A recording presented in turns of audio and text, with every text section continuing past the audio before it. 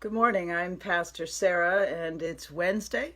I'd like to offer words of encouragement on this day on June 10th. I do have a couple of short community announcements for Buckingham. The first is to share news to keep in your prayers the family of Blanche Smith, who has passed away, and I was called by a church member. I believe Blanche was part of the church quite a time ago before they moved to Florida, and details of that are found in your weekly word so that you might be able to reach out to the family. The next announcement is simply we're starting to form a task team or task force to consider and reflect all that it would take, the how, when, and what of being able to have in-person worship. And if you have interest or would like to be part of that, please either call me or Laura Rudolph. That would be very much appreciated. And now on to the words of encouragement. The two selections that I picked this day, one quotation has to do with the idea of happiness. It's written by Lucille Taylor. All the world is searching for joy and happiness, but these cannot be purchased for any price in any marketplace, because they are virtues that come from within, and like rare jewels must be polished, for they shine brightest in the light of faith and in the service of brotherly love. So that was the first one that I picked for the day. And the second is under the heading of soul, and this is by William Faulkner, and it comes from his Nobel Prize acceptance speech.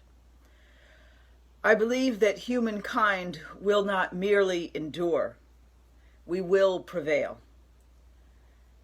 He is immortal not because he is alone among creatures, has an inexhaustible voice, but because he has a soul, a spirit capable of compassion and sacrifice and endurance. And I guess that spoke to me because that is exactly what so many are going through and what is happening for them in all areas and arenas of life, both in terms of marches for social justice as well as living through this time of pandemic. The next selection I would share as I finish out the morning is taken from the book of Matthew, the Gospel of Matthew. Familiar to many, it is the Beatitudes. I usually try and break that word, sort of attitudes that should be or that would be good to have. It's taken from Matthew 5, and it's the first 12 verses. Jesus is talking to a crowd, and he begins to teach them.